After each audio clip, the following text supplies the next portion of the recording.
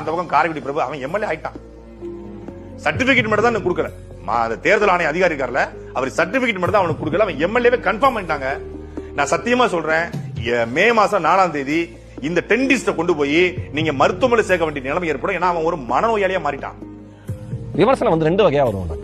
ஒரு அரசியல் தொடர்பா இருக்கிற ஆட்கள் ஒண்ணு கட்சி சார்ந்து வரும், இன்னொன்னு தனிப்பட்ட முறையில வரும். நீங்க டிவிகேல இணைஞ்சு உங்களை பத்தி விமர்சனங்கள் வரப்ப எனக்கு என்ன தோணுச்சு அப்படின்னா, உங்கள் மீது வைக்கிற கடுமையான விமர்சனங்கள் அது வந்து உங்களையும் உங்க குடும்பத்தையும் பாதிக்கலையா? பாதிச்சுச்சானா ஆமா பாதிச்சுச்சு. ஆரம்பத்துல நானும் ஒரு சாதாரண மனுஷன் தானே. ஆனா அதுல இருந்து நான் கத்துக்கிட்ட பாடம் வந்து ரொம்ப மிகப்பெரியது.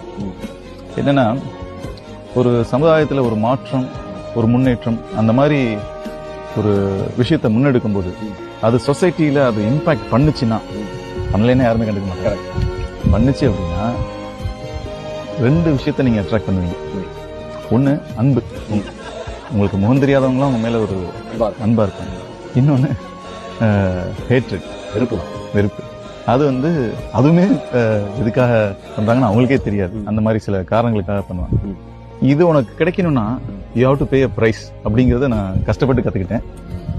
இந்த ஒரு முன்னேற்றம் வரணும்னா அதுக்கான விலையா உன்னுடைய விமர்சனத்தை தாங்கிட்டு தான். எங்க தலைவர் மேல வைக்காத விமர்சனங்களா?